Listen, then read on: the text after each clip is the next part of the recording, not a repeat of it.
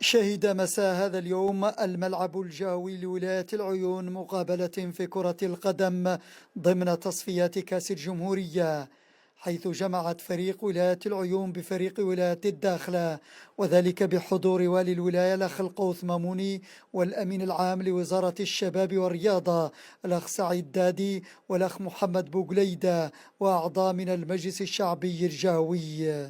المقابلة تأتي في إطار التحضيرات الجارية لنهائي كأس الجمهورية الذي ستشهده ولاية أوسرد ضمن فعاليات الذكرى الخمسين لإعلان الدولة الصحراوية، حيث سيلعب الفائز في هذه المقابلة مع ولاية سمارة في انتظار مقابلة ولاية أوسرد مع ولاية بوجدور، أين سيتحدد من سيلعب نهائي كأس الجمهورية.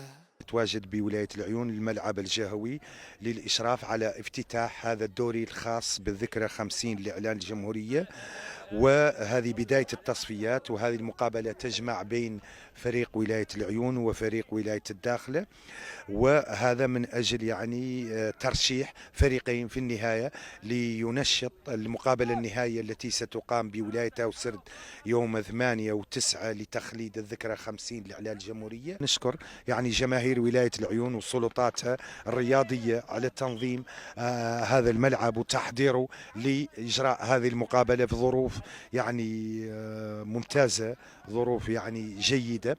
وأيضا في النهائيات يوم 8 و9 بإذن الله في تخليد الذكرى الخمسين ستكون هناك مقابلة نهائية في كرة القدم للأكابر، وهناك مقابلة نهائية في الكرة الطائرة إناث، وأيضا مقابلة للأساقر في كرة القدم. هذه المقابلة الافتتاحية لكأس الجمهورية المخلدة لخمسينية الدولة الصحراوية. المقابلة جرت في أجواء حسنة بين فريقين، ممثل عن ولاية الداخلة وممثل عن ولاية العيون. المقابلة شهدت في شوطها الأول تسجيل هدف واحد من قبل ولاية العيون، لتعود ولاية الداخلة في الشوط الثاني مسجلة هدفين مقابل واحد، لتنتهي المقابلة بفوز ولاية الداخلة. هكذا هي الساحرة المستديرة التي يفوز فيها من يمتلك اللياقة اللازمة لخوض 90 دقيقة من اللعب. من ولاية العيون، الكوري صيلة للتلفزيون والإذاعة الوطنيتين.